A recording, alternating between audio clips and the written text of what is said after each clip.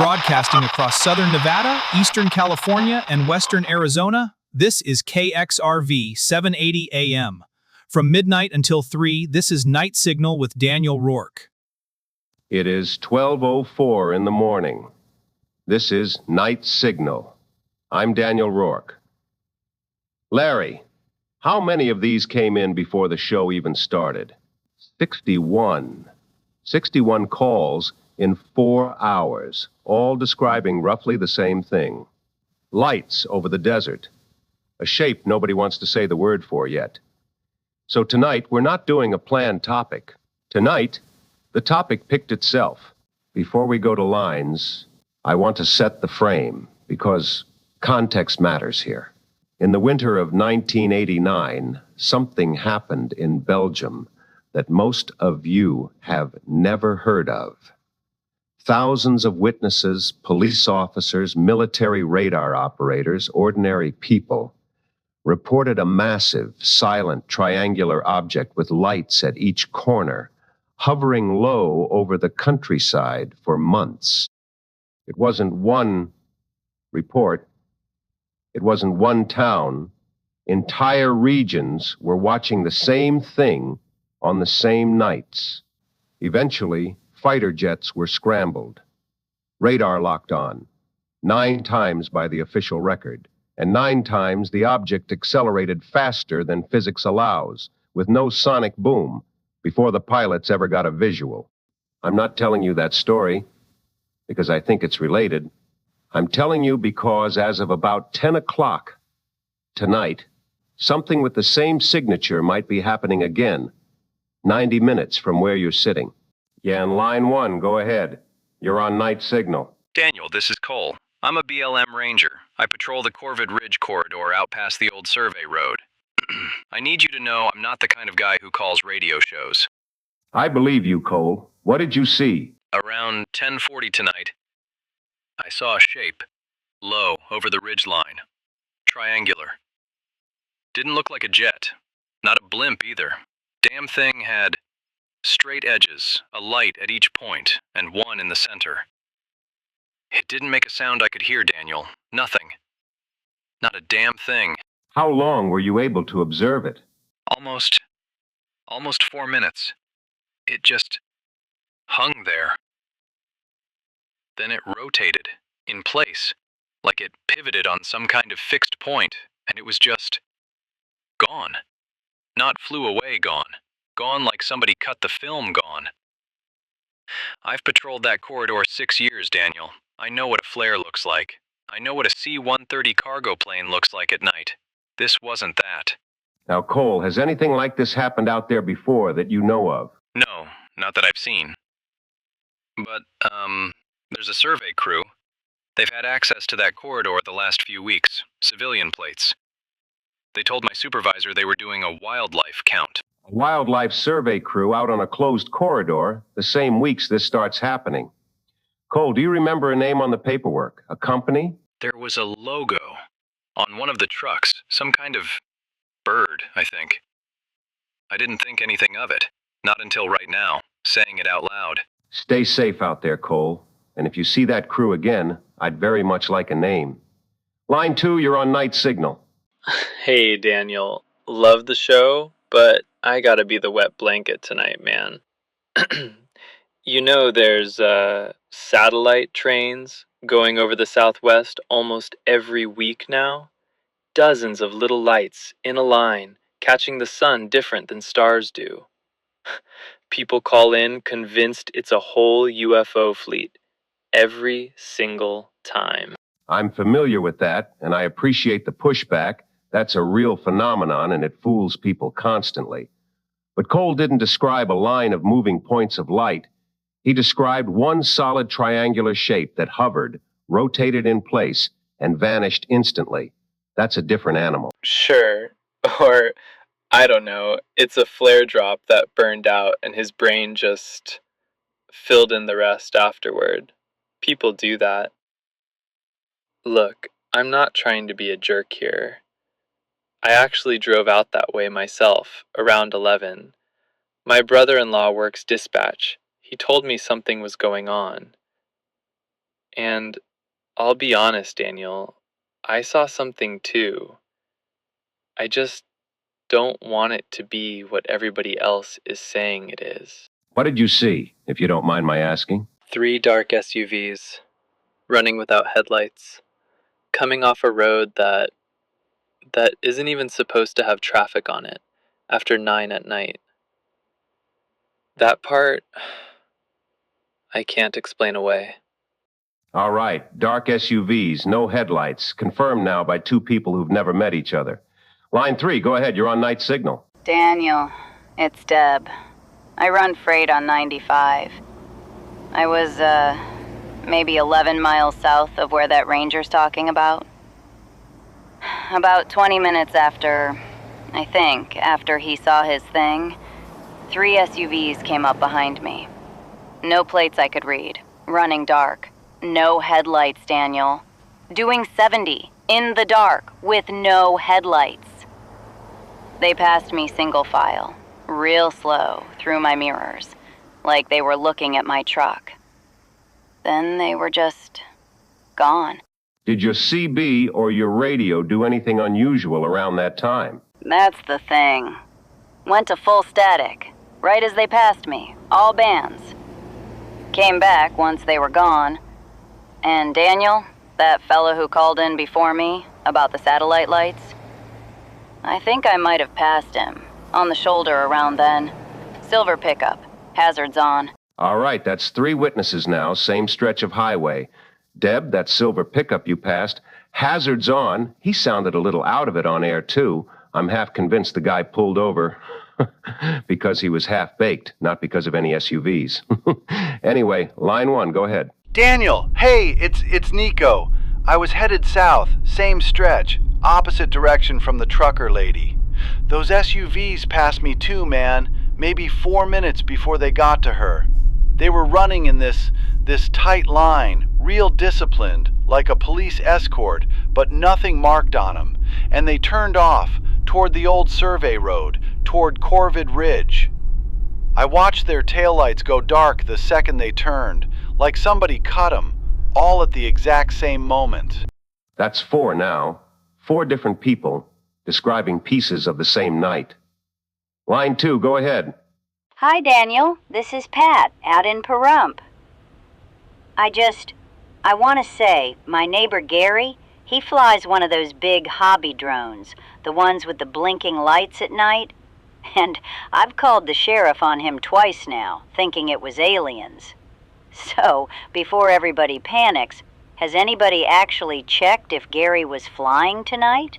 And I love that you called in specifically to defend Gary.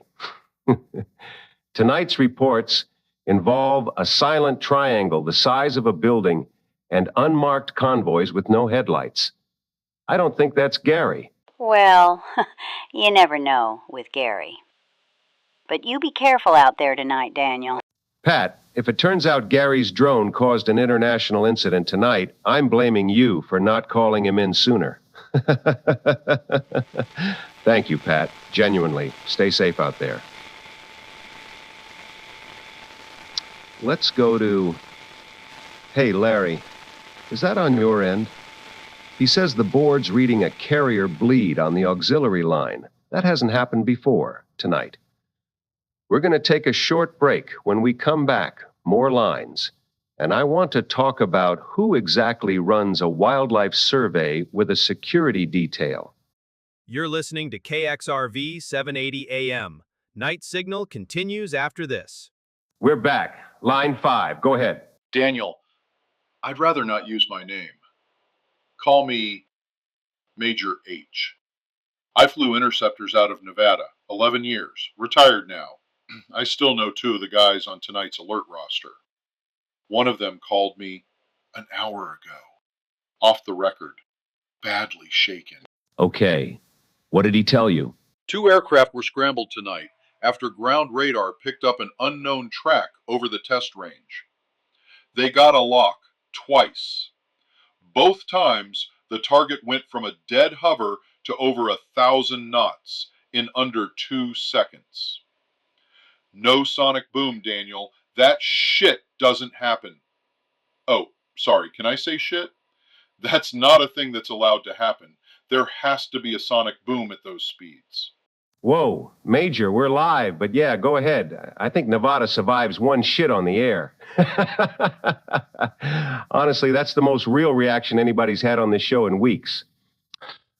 So, what's the official explanation going to be in your experience? Weather balloon, flare drop, maybe a drone test they'll neither confirm nor deny. I've written that explanation myself, Daniel, more than once, for things I knew weren't true. What worries me isn't the object. It's that my buddy said range control got a call before they scrambled anyone, telling them what airspace to expect activity in. Somebody knew this was coming. Someone knew before your own pilots did. Was there anything else your friend mentioned? Anything he almost didn't say? One thing. He said, right before the second lock broke, a third return appeared on scope for about 2 seconds. Smaller, stationary. Then it was gone too, like it had never been there. Like something was watching the intercept happen, and then decided it didn't need to anymore. Be careful who you go looking for, Major. That's exactly what I told him. Line 6, go ahead. I understand you have some technical background. Daniel, my name's Dr. Sarah Kimura. I teach astronomy at the community college, and I run the amateur observatory out past Blue Diamond. I want to be the voice of caution here, but not in the way your earlier caller was. I've watched hundreds of satellites, meteors, re-entries. What's being described tonight doesn't match any of them. What specifically rules those out, in your view? The rotation in place. Nothing in orbit does that, not from a ground observer's perspective. Orbital objects only ever appear to move in one direction, across the sky. A hard stop, a pivot, and a vanish. That isn't consistent with anything I know how to categorize as natural or orbital. So if it's not a satellite train, not a flare, not a known aircraft, what's left, in your professional opinion? Professionally, I have to say insufficient data, Daniel. That's the honest answer. Personally, and you can take this for what it's worth, I drove out to the observatory. The moment I heard the reports tonight, my radio telescope's automated logging system went completely blank. For 6 minutes, around 11 o'clock. Not static. Blank. Like it was told to stop recording. I've operated that equipment 9 years, Daniel. It has never done that before tonight.